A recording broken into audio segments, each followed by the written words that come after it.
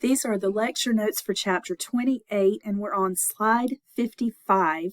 I apologize for my voice. It's a little bit weak because I've had strep throat, but I'll do my best. So the phylum Arthropoda, members of the kingdom Animalia, of course, and they are members of the ecdysozoans because they shed their cuticle periodically. The arthropods have a rigid, jointed exoskeleton composed of chitin. You may also remember that the cells of a fungus, the cell walls are composed of chitin, fungal cell walls. So arthropods must molt as they grow. Some arthropods have 3 body regions, the head, thorax, and abdomen, and some have a cephalothorax and an abdomen, where the head and the thorax are fused. Arthropods have a well-developed nervous system. They can have, they have a ventral nerve cord instead of a dorsal like mammals. Their eyes can be simple or compound eyes. They can have gills, book lungs, or trachea, and they undergo metamorphosis, whether that is complete or incomplete, depending on the organism. Some of them undergo complete metamorphosis, like a caterpillar to a butterfly, for example. Here you see a dragonfly, which has compound eyes. And you see, looks like maybe a grasshopper molting. The class Crustacea are arthropods that have a crusty exoskeleton of calcium carbonate and chitin.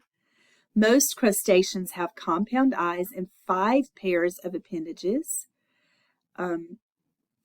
The decapods are the most familiar and numerous, and they include shrimp, lobsters, crayfish, and crabs. There are also copepods and krill, and then there are barnacles. Here we see the Sally Lightfoot crab. We see a crayfish, which is freshwater, of course, and then here is a gooseneck barnacle. It's rare to see the animal inside the barnacle.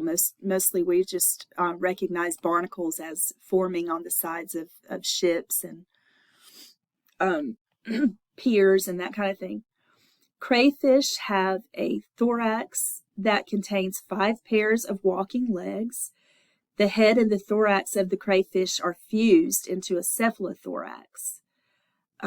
They have swimmerets to help them swim, and they do breathe with gills. Crayfish have an open circulatory system, whereas we have humans have a closed circulatory system. They have a well-developed nervous system, separate sexes, and they do have green glands, which are kind of primitive kidneys. Here's a male crayfish. You can see the gills, and you can see the swimmerets here, and the uropods, which are on its tail, that help also in swimming.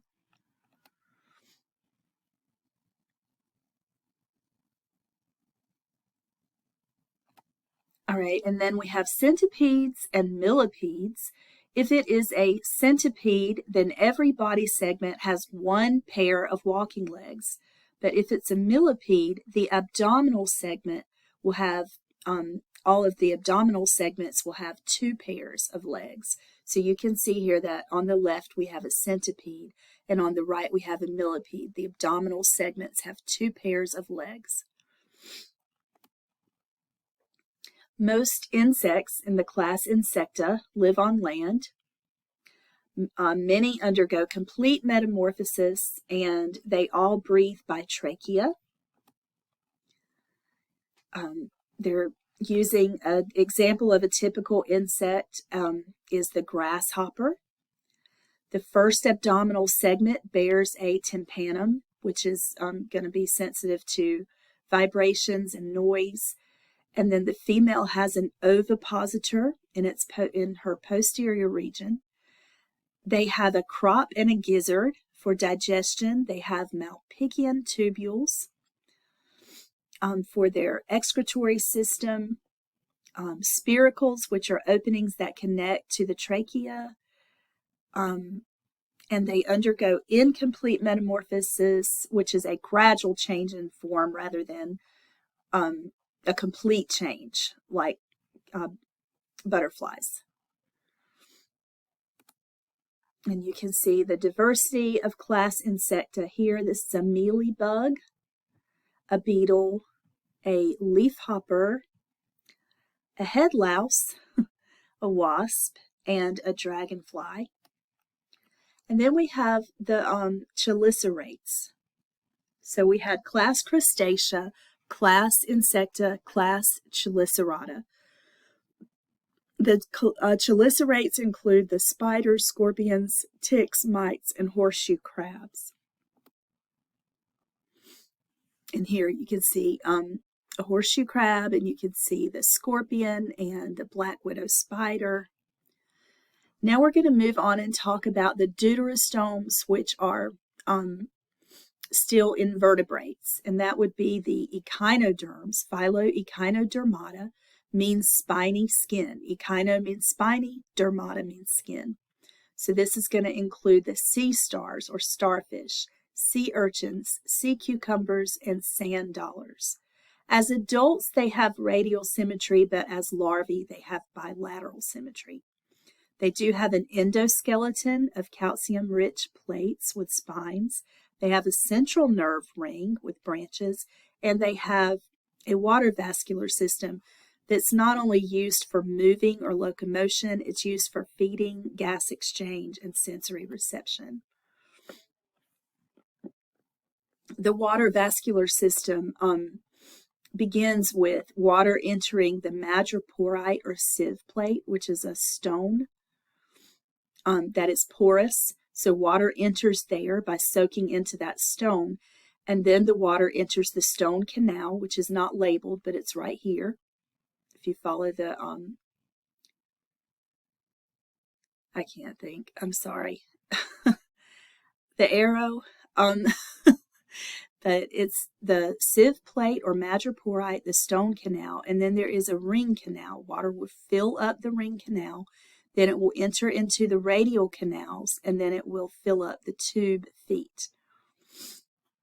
And the water pressure will act as like a skeleton. So it helps the sea star to move. It helps it to grip onto a bivalve and open it up. The way that the sea star feeds is that the mouth is on the underside or the oral side, and it will literally throw up the stomach.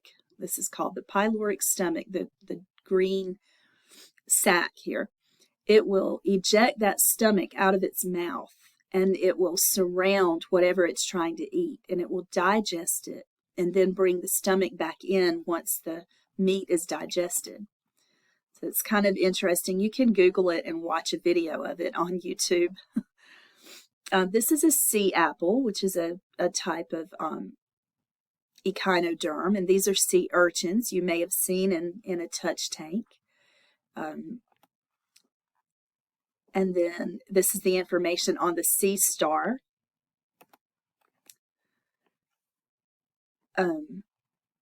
Okay, so that is it. That is this is going to be a short recording, but that's the end of chapter 28.